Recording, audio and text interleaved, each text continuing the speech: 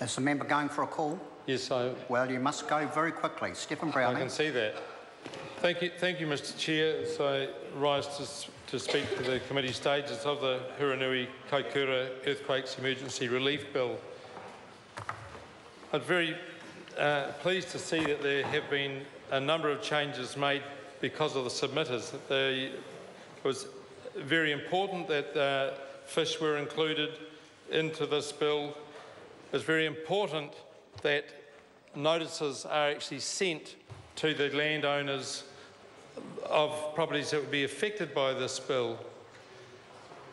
But I'd like to focus a little bit on the supplementary order paper of my colleague Eugenie Sage. It is critical that there is a level of oversight, you may say, wanting to get for people that are wanting to initiate proceedings if something goes wrong. And my own experience up the Clarence Valley of where people have done the right thing, I think, of getting in and doing some changes which this bill allows to happen.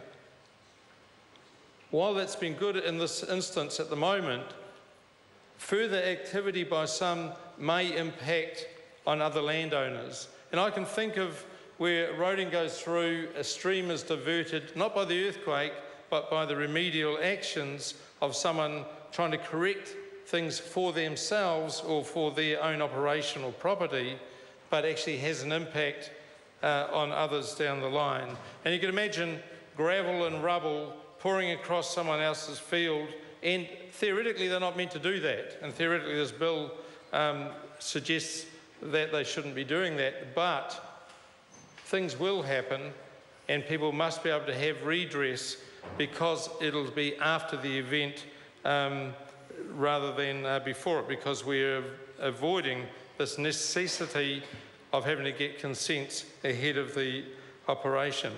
And the same does go for what will happen in the marine area around Kaikōura. And I've been there and I know what is happening in that area, and I can see again when you've got the local authorities looking after what they think is their best interest but maybe going a little bit beyond it. There must be opportunity for people to have, third parties, to have some reach in there to go for redress out of that. So it'll be important for the House to support the supplementary order paper of Eugenie Sage to make sure that this anomaly is corrected. Thank you, Mr. Chair. Members, we move to the vote. First, we have the Minister's amendments as set out on SOP number 253. And the question is that the amendments be agreed to.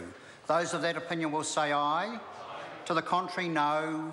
The ayes have it.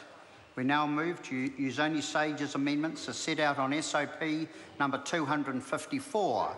And the question is that the amendments be agreed to. Those of that opinion will say aye. To the contrary, no. The noes have it. Party votes called for. Ask the clerk to conduct a party vote.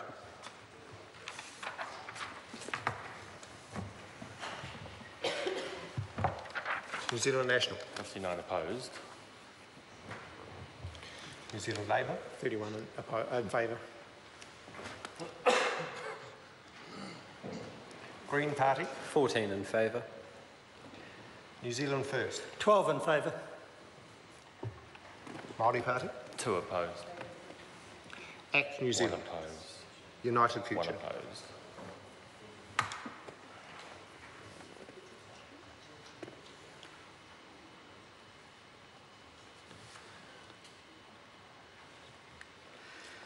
Members, the ayes are 57, the noes are 63. The amendments are not agreed to.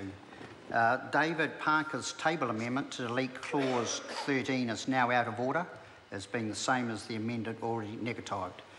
Moving to David Parker's table amendment to clause 14(3)(b. This is out of order, as being inconsistent with an earlier decision of the committee.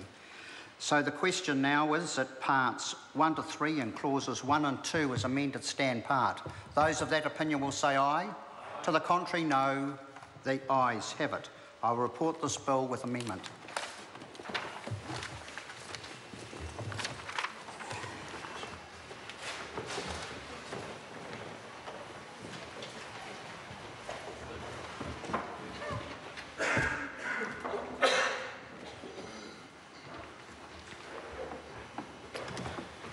The House is resumed. Mr Speaker, the committee has considered the Hurunui Kaikōura Earthquakes Emergency Relief Bill and reports it with amendment. Mr Speaker, I move that the report be adopted. The question is that the report be adopted. Those of that opinion will say aye. The contrary, no. The ayes have it. The bill will be set down for third reading forthwith.